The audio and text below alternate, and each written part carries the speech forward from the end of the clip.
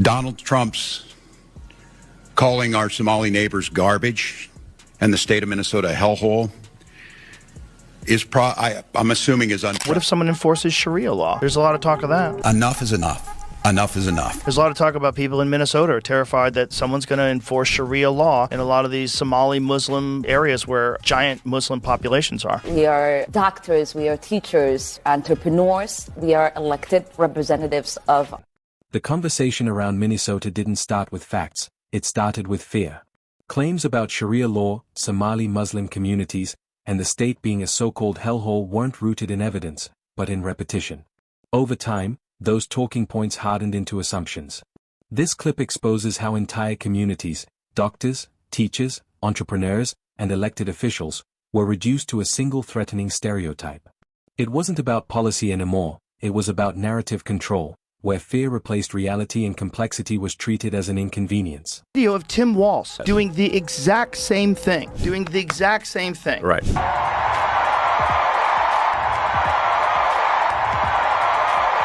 Exact same thing, and Yes. he said, of course it's a Nazi salute. He said that. Right. We spent 3 days debating, having them trying to debate that President Musk gave a Nazi salute. Of course he did. But that is a distraction. This is how crazy things have gotten. Like, It's coordinated. you haven't seen that? No. The video of him taking down the Minnesota. What made Joe Rogan's conversation so disruptive wasn't aggression, it was patience.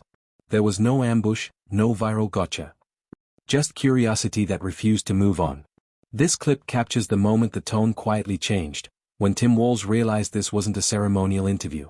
Rogan didn't accuse him of wrongdoing, he simply kept asking what came after the headlines.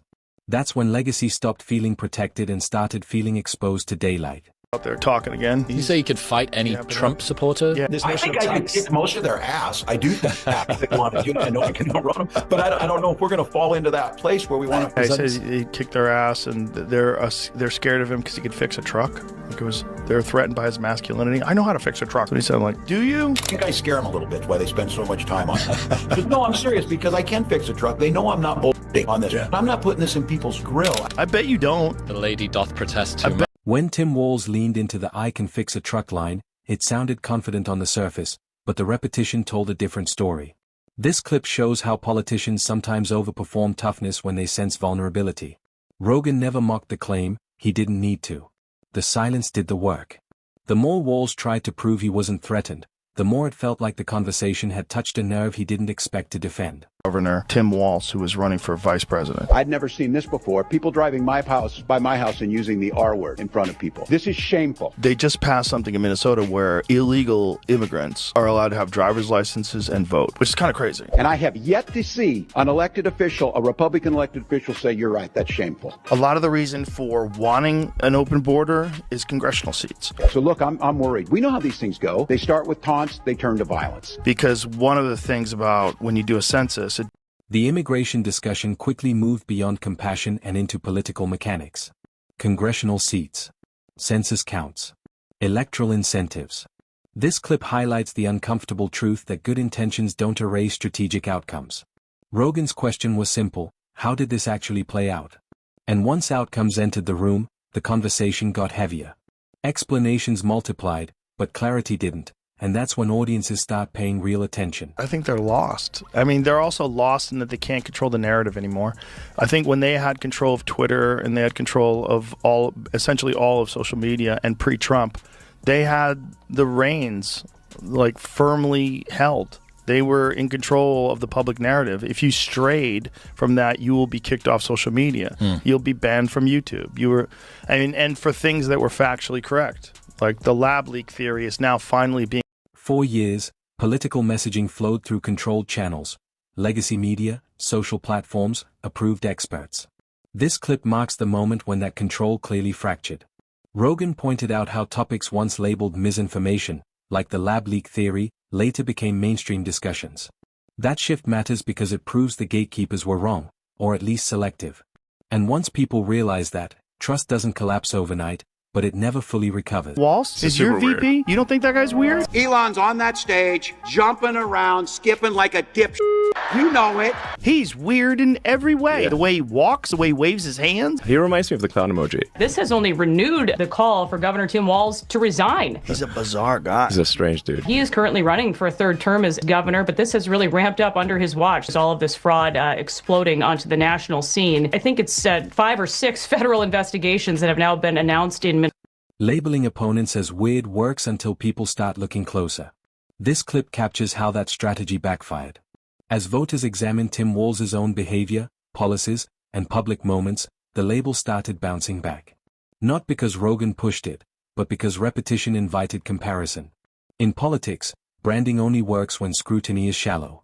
The deeper people look, the faster slogans lose power. Right when the Fox News crowd is all pitching at me like crazy, like I'm loving it. That guy was almost the vice president of the United States. Elon Musk was crying last week. Tim is being mean to me, basically, like, yeah. I'm sure you've seen that thing where it shows Obama saying, I need a vice president that's dumber than me. He may or may not have cognitive decline problems at his age, but at her age, she's just dumb. Yeah, Biden and Biden saying I need a vice president dumber than me. Great. Kamala Harris may be the dumbest person.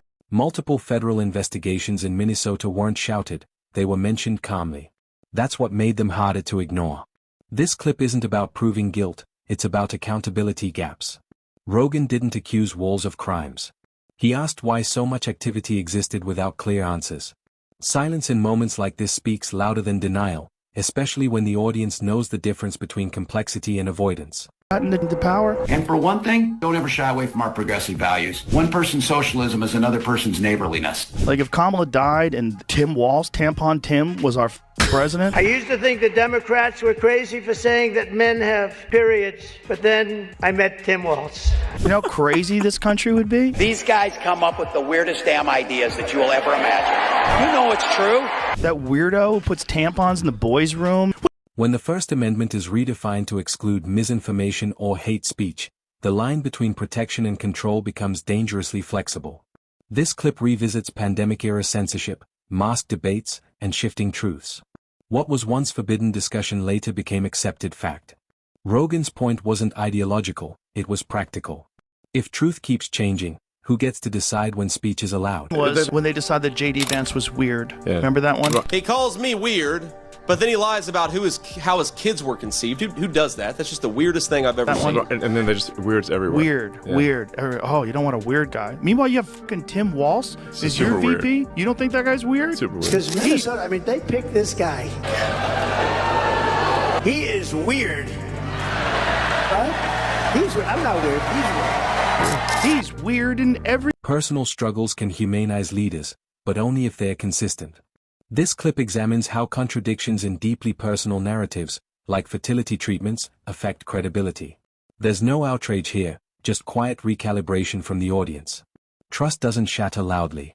It erodes subtly, when people sense they were given a polished version instead of the whole story. The First Amendment doesn't apply to misinformation or hate speech. Okay, well, it certainly does. I think we need to push back on this. There's no guarantee to free speech on misinformation or hate speech, and especially around our democracy. Sometimes people say things wrong, and the goal of the First Amendment is you say something wrong, and then this guy who's an expert says the right thing. I've stopped all government censorship and brought back free speech in America. It's back. Well, so much of it turns out to be true. How about masks don't work? Tim Walz's legacy didn't collapse, it stalled. That's what made this conversation powerful. Rogan didn't tear anything down, he interrupted momentum. By opening space instead of closing arguments, he allowed listeners to reassess on their own terms. And once a legacy loses autopilot, it becomes subject to real evaluation. Not applause. Not outrage. Just scrutiny, the one thing political branding is least prepared for. Pregnant through in vitro fertilization, and she said that's not true. So he lied about that. Some of you might have heard this. This is very personal for my wife and I. When Gwen and I decided to have children, we went through years of fertility treatments. And I remember each night praying that the call was going to come and it was going to be good news. The phone would ring, tenseness in my stomach, and then the agony when you heard the treatments hadn't worked. The First Lady of Minnesota, Gwen Walz, revealed that she underwent a different fertility treatment, not IVF, called pathological liar. Let's be honest. There are outsiders coming into communities, stealing and moving jobs away, and making life harder for people living there. And they have names, Donald Trump and J.D. Vance. Complete liar. Lied about being in Tiananmen Square, lied about being a head coach of a football team. Because this started, and I love this story, as a young prosecutor. Kamala Harris talked about going in that courtroom for the first time. Pathological liars, people that are habitual liars, they just lie all the time about everything. Oh, you didn't deploy for war. You didn't.